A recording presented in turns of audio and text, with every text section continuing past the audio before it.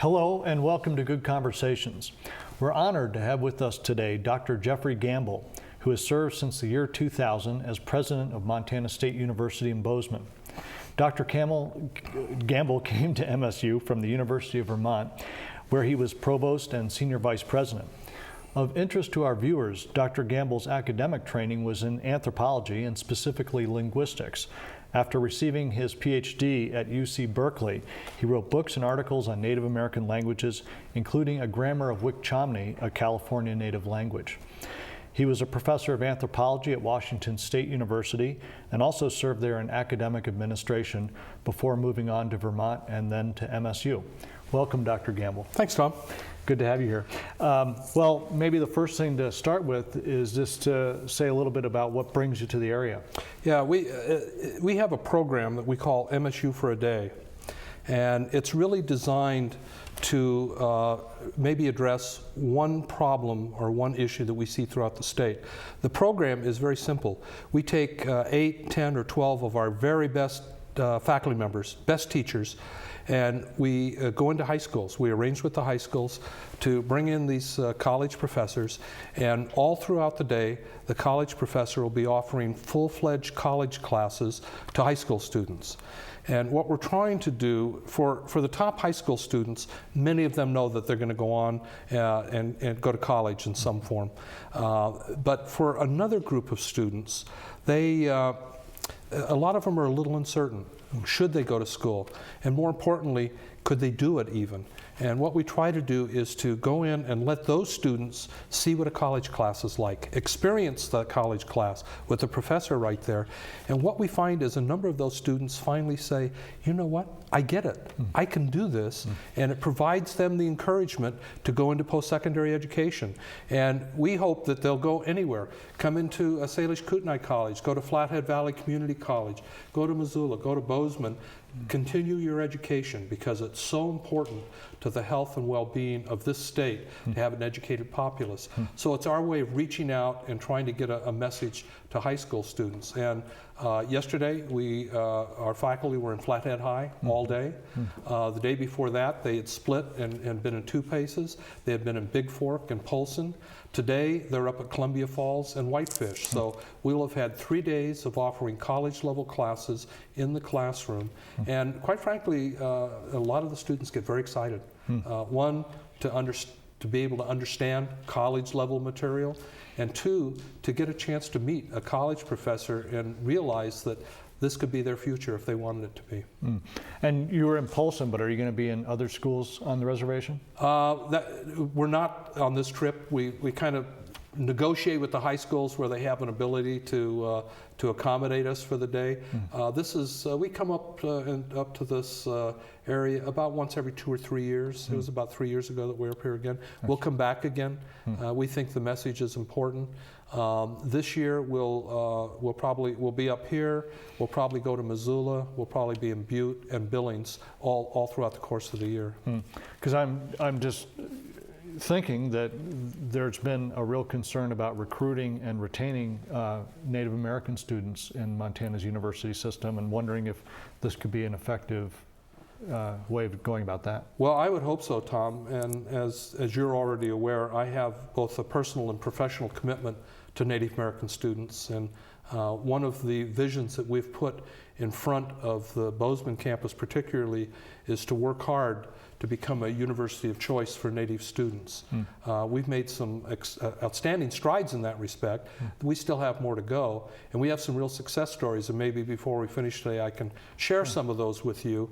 But we do need to be reaching out, and we should be in the high schools on reservations and around reservations giving the same message, because the program isn't just for the elite students. This program is for any student who feels that she or he would like to get a college education.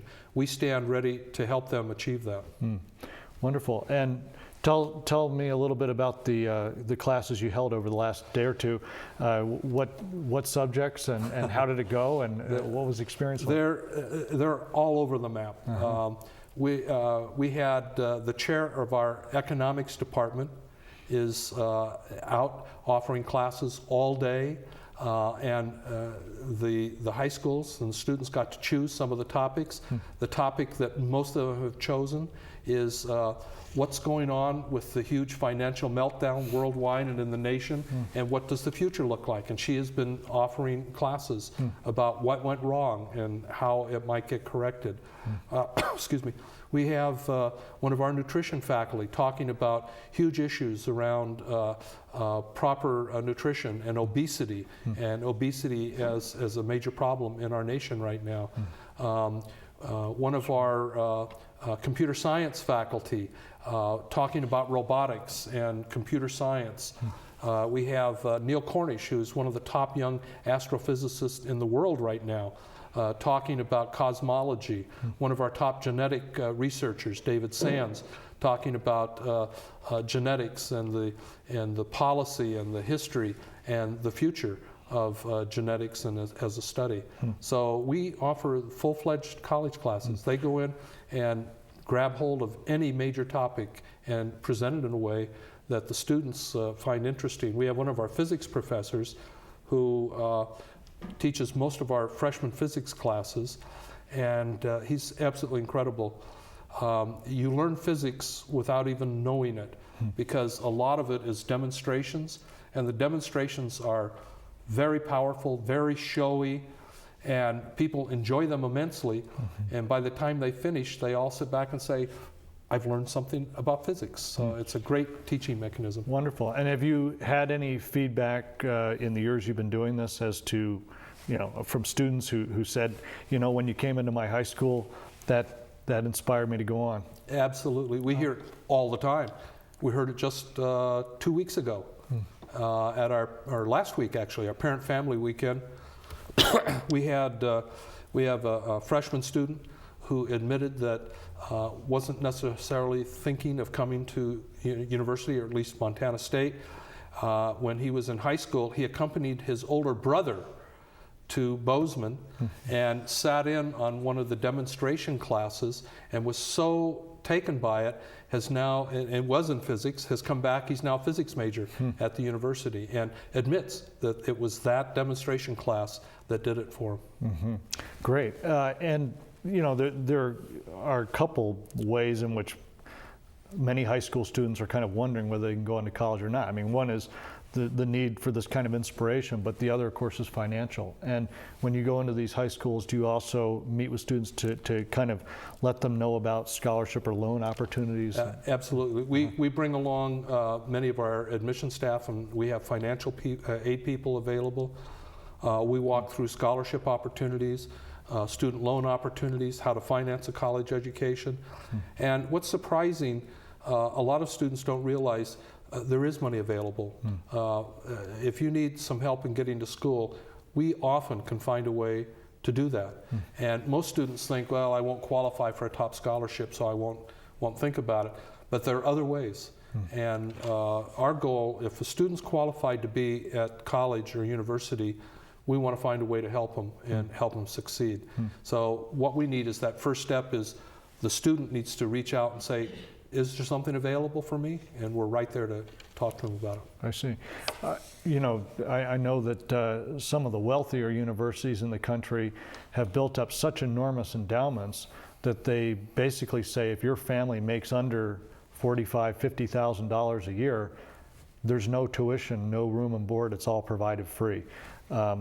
Boy, it would be nice to be in that position, wouldn't it? I agree. Although even those, the last month has had a definite toll on all of those major university endowments. They've all lost about 30% of their wealth in this down market. So it may be that they're going to struggle a little bit. We have a vision, and it's partly my vision. And about 5 years ago, we went out and did private fundraising. We just ask people that care about universities and care about students to give of their personal wealth, all of it designed for scholarships. We raised about $13 million in that effort. So we have more scholarship money than we've had before. But I don't consider that being a completed project. Probably next year or the year after, we're going to go back out and try to raise an additional $25 million. all of it devoted to providing money for students. And it's not just merit scholarships, need-based scholarships. So our vision is quite simple. If you're qualified to come to university, money shouldn't be the object. We should find a way to help you get the money necessary to do that, because it's so important to you, it's important to your family, to the state. We will try to find a way to do that. We don't get it done all the time, though. We're still, it's not perfect. Sure.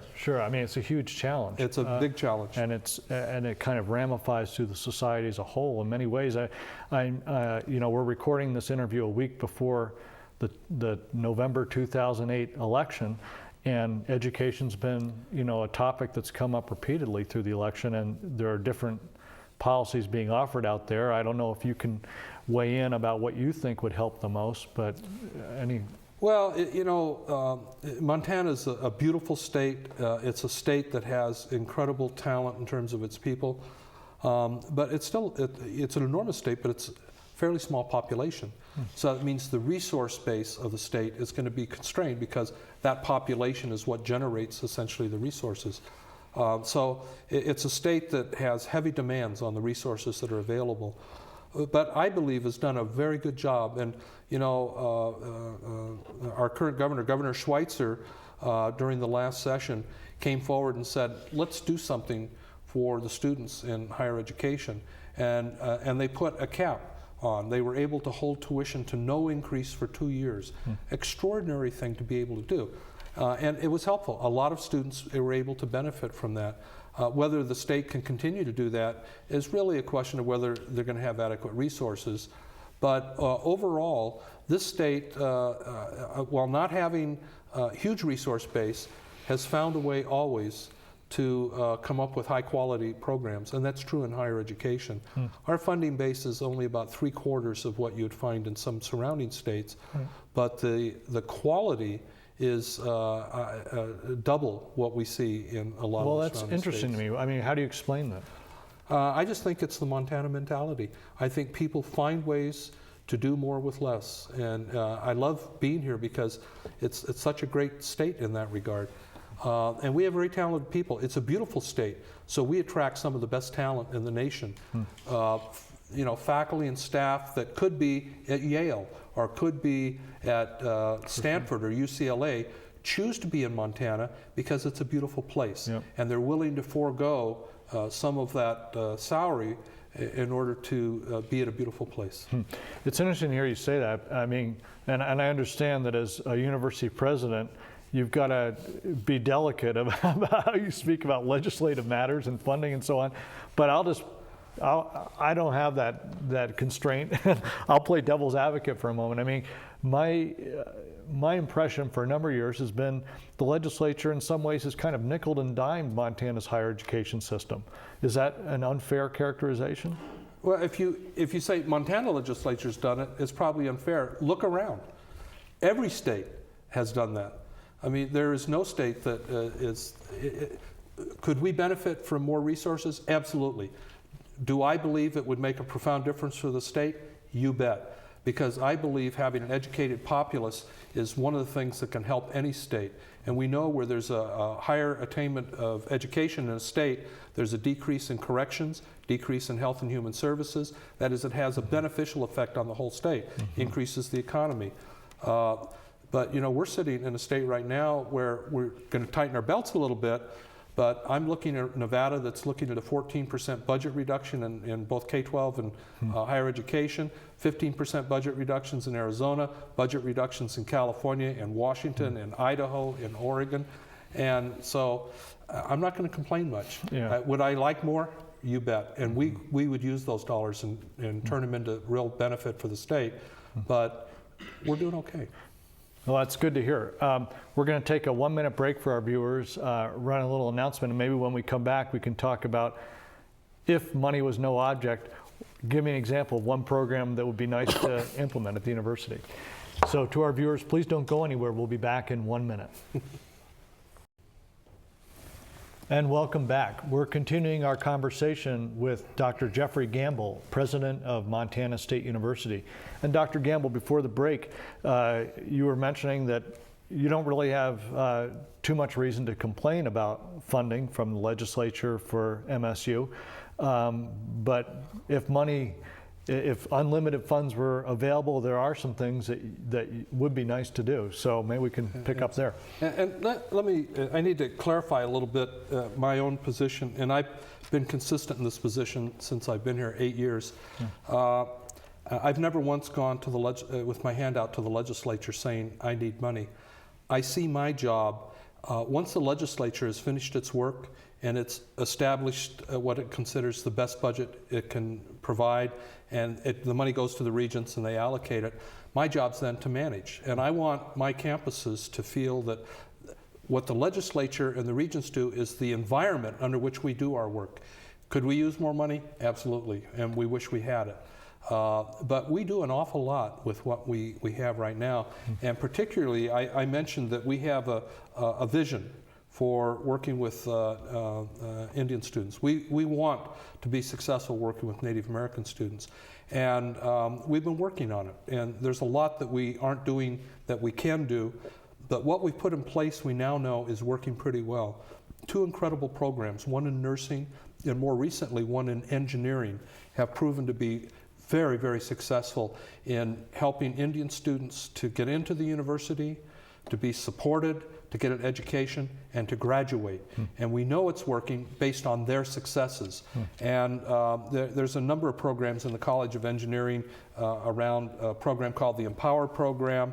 And the end point is that last year we became one of the top universities in the nation in graduating Native American engineering students. In fact, we were ranked 5th in the nation in the number of engineering Indian students that we were able to graduate. Very elite company, and it has to do with the types of programs that we've been able to put in place. So if there's an Indian student that thinks that she or he wants to be an engineer, we have a program that we now know it's been tested and tried, and it's effective. We know it'll work. Same kind of situation in nursing.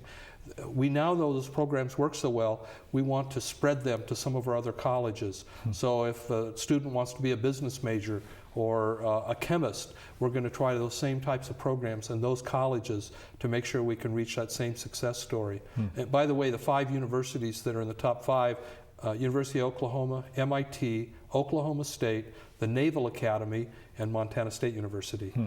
Very good company. We felt good to be there. For sure. Part of what I've done to grab hold, and by the way, we have a program where we work with tribal colleges, the IMBRI program, which is a network of biomedical research excellence.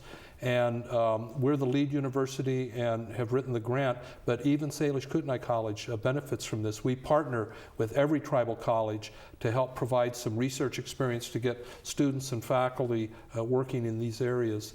One of the things I did a couple years ago that I thought was crucial was to convene for the first time a council of tribal elders. And we have invited some of the real leaders from tribes all across the state to come in twice a year to the university and act as an advisory group to me. And I want to hear from them, and I listen to them. Louis Adams from here is a great example, tremendous asset to that council. And they act as a course corrector. We'll have an idea that the university should go one way, and we'll get the vision, the idea out in front of them, and they'll say, wait a minute, have you thought of this, and have you thought of this? Those corrections make a huge difference in terms of us reaching our goal. Well, Louis Adams and Tony Kashola have spoken highly of this and of you, and have really appreciated that gathering. Are there concrete examples you can give of where they've recommended something that MSU has ended up implementing? Over and over again, or things that we're not doing that we shouldn't have, and they said, God, you shouldn't be doing that. This is a simple example, but we're in remodeling phase for part of the Museum of the Rockies. And as we started thinking about it, it turned out that the museum staff hadn't been considering the whole richness of Native American history in the region, and the place that Native Americans have in terms of what this region is and how it's developed and why it has such meaning. And they were losing that out of the museum function. And the council just said immediately, wait a minute, you're missing something that is very, very important, not only for the Native Americans in the region, but for the non-Indian students at the university, because they need to know this history too. And the museum board, everyone ground to a halt, and they're retooling. They're going to get it changed. Wonderful. One of the things that we want to do, we want to produce a new structure, a Native American Student Center. We'll do it with private giving. I got so excited about the building that I'm way out front saying, let's just go do this. Very quietly, a couple of the council members have said, you know, that's a great idea, and we want to do that, but shouldn't we do a little bit on the other side before we get to that building on program things to make sure that the Indian students have all of the programs and advising that they need to be successful, so that building then makes sense. Right. And they're right. So we're restructuring just a little bit to get there. And this group is invaluable. They tell it like it is. And I listen because we want to make this university better, and it will be better for Indian students because the council is helping us think through what we need to do. And we do bring in the Indian Student Council, the Indian student leadership for each meeting, and give them an opportunity to talk about how it's going on. So the Indian students are talking to their elders, and as president, I and my staff are listening and picking up all the information because it's directly relevant as to what we have to do. So I think it's a great model. It's a partnership to help us move forward. Well, I still hear stories from families who have Native students either at UM or MSU about feeling out of place, about feeling that it's not their place. Has this whole process helped to change that? And have you started to see stronger retainment rates or recruitment rates coming out of this? Are there figures that? Actually, we are seeing better recruitment, a little better retention. We hear the same things, and the council does. Sure. I'm reminded of my grandmother, who used to say, don't let the perfect be the enemy of the good. We're not perfect. We have a long way to go, but we're dedicated. We have a commitment to making it better, and through time it will get better. I can see things across campus that still don't work right, and why a Native student would feel out of place, because it's not perfect yet. Right. But we're working hard, and in the areas where we have put a tremendous amount of attention, like nursing and engineering, it's working really well now, and we're feeling pretty good about that. I should mention for our viewers' benefit that on the MSU website, I believe under the Office of the President, there's a very strong statement about the commitment to diversity and to making a cultural environment that's more welcoming to people of a diverse array of cultural backgrounds. And not just Native Americans. We wish to have a diverse population because the world is getting very, very small. And as educators, I feel an obligation to help our students get a very rich education, including the diversity of culture and of history, before they step out into the world. I'm sorry to say we only have a few minutes left because we have about 3 more hours of stuff to talk about. Indeed. You mentioned the engineering program. I think that should be of particular interest here on the Flathead Reservation, because in the agreement over Kerr Dam, by which the tribes will have the option to take control of the dam in 2015, there's also a provision by which the power company, which is now Pennsylvania Power and Light, has an obligation to help train Native students in running the dam. And that's going to require an engineering background, obviously. I'm wondering, has that come up at all yet? I mean, it sounds like a great opportunity for a partnership of some kind. Well, I can assure you that it is going to come up now. I was not aware of that. I think it's a great opportunity. And we love getting students from SKC. They're well prepared. Whatever is going on here, they're getting a great education, and those that transfer do very well. So I'm sure we could frame a partnership that would help provide the next steps of education that'll be needed. And speaking of SKC and well-prepared students, what's going on to kind of further develop the relationship between tribal colleges and MSU? Well, I spend some time doing that, and I know President McDonald very well. I know the presidents of all of the tribal colleges. We interact. We have specific partnerships already. The Embry grant is a good idea, where we wrote the master grant, and then we're able to move money to the tribal colleges to get equipment for scientific research in medical areas. We have other forms of partnership, I think, that work very well. A program called Designing Our Community that reaches out and has done work on a couple of the reservations, providing architecture and landscape planning and some other things. We're always seeking to increase those partnerships. I think it is a partnership. We can't do it all. The tribal colleges and the university system together can do an awful lot. We just need to be able to work very comfortably together. Mm-hmm. Well, it's good to hear that commitment. And I wanted to back up for a second. We only have a minute or so left. And just offer you the chance to kind of give us your sense of your role as a president of MSU in a broad sense, and in a broad sense, the role of MSU in Montana. Well, you know, the university system in general has an obligation to help educate the citizens at a post-secondary level. That's true for Montana State University.